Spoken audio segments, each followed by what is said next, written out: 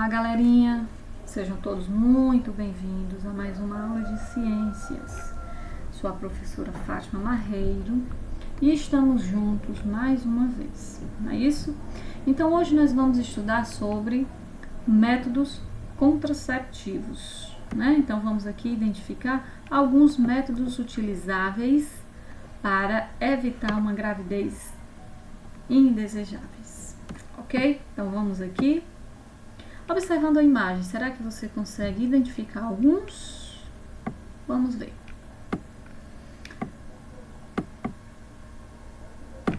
Evitando uma gravidez indesejável. Gente, para evitar uma gravidez, existem hoje uma série de métodos para evitar, além de acompanhamento nos postos de saúde. A partir do momento em que o casal resolve ter uma vida sexual ativa, deve ser levado em conta também a gravidez, doenças, né, as DSTs, e tudo isso deve ser conversado. Ah, professora, mas é a primeira vez, não vai engravidar. Engano, tá? Isso é engano. Há uma possibilidade de engravidar tanto quanto as outras. Se for no período fértil da menina, ela vai engravidar, tá certo? E DST. Ah, não. Esse rapaz, ele não tem jeito de que tenha doença. Gente, doença não tem jeito, tá? Ela tem consequência. E aí, existe métodos para evitar isso. Para evitar DST, não existe outro. Preservativo, né? A camisinha. Esse é um método que se utiliza para evitar, além de evitar gravidez, ainda evita uma DST, né? Imagina lá que você ficou com um rapaz super bonito, mas o rapaz tinha alguma DST e transmitiu para você. Imagina como vai ser assim o seu psicológico altamente abalado. Ou você, sei lá, 15, 16 anos, uma gravidez, tá? Então é algo que deve ser conversado entre o casal, tá certo? Então aqui é só um breve relato, não vou ler sobre isso, tá bom? Naturais, vamos ver aqui alguns, né? Nós temos aqui naturais, de abstinência ou comportamentais. Tabelinha, temperatura basal, muco cervical, barreira, camisinha masculina, camisinha feminino, diafragma, espermicida. Então, isso aqui são o que é e como ele age, tá certo? Métodos hormonais, pílulas, né, que são anticoncepcionais, a injeção, que são os injetáveis, implantes, adesivos e anel vaginal. Então, esses são hormonais.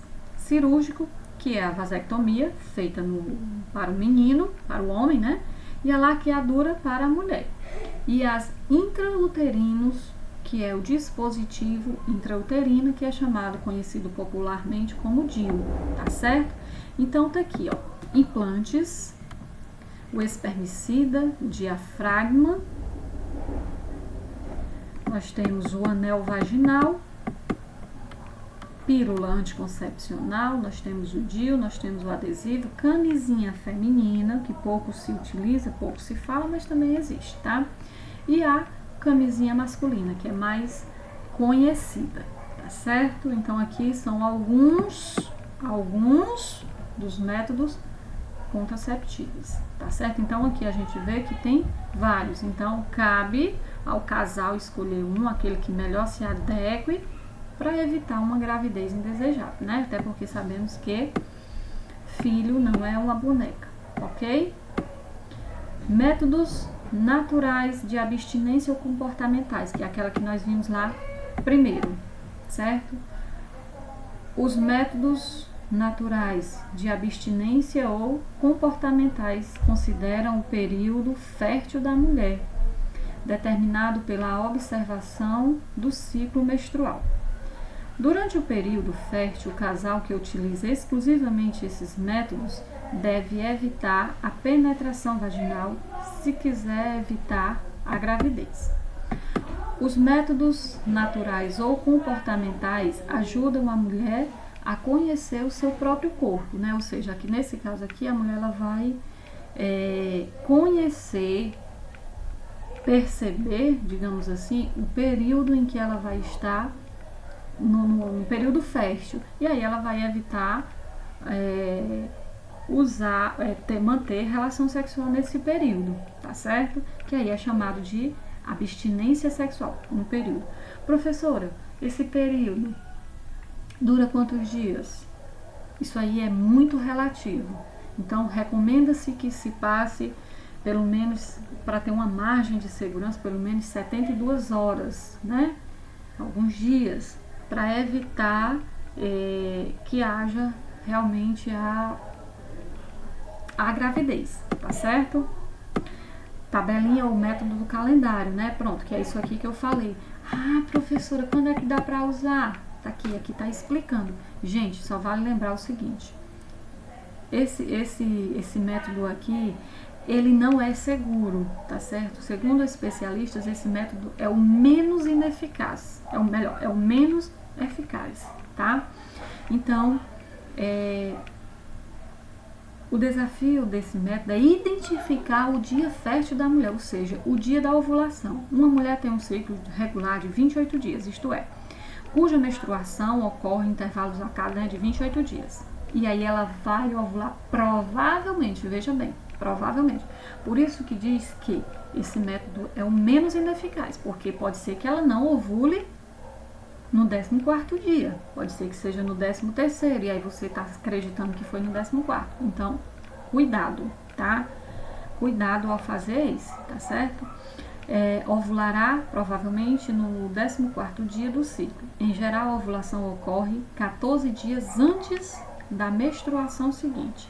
Embora o ovócito demore alguns dias para percorrer a tuba uterina, ele só é viável para a fecundação por 24 horas após a ovulação.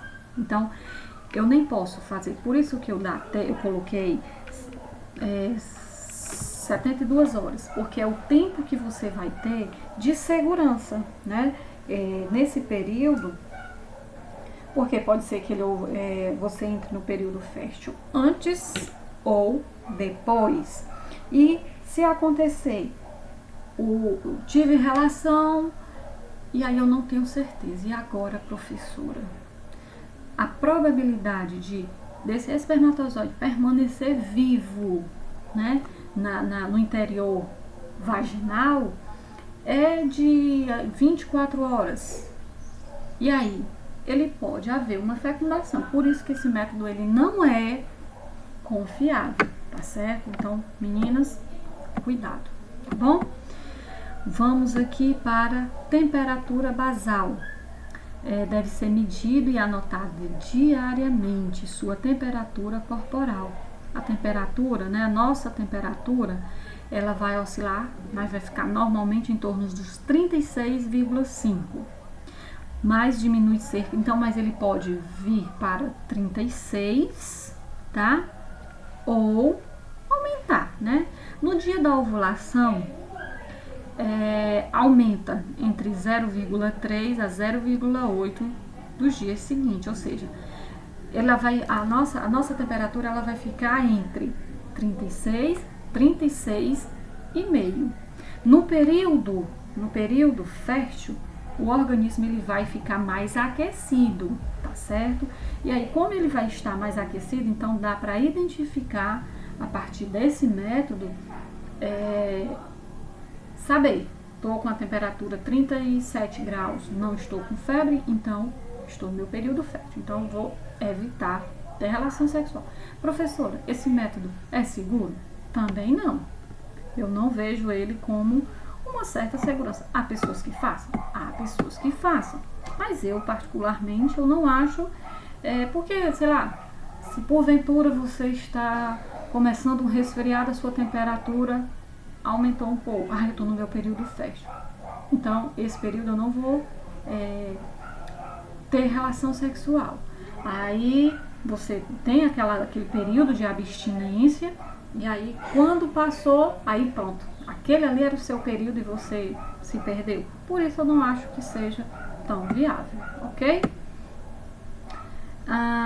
Métodos BINES ou mucocervical, né? Ou seja, você vai identificar porque ela vai ter, no caso as meninas, elas terão um muco diferenciado, né?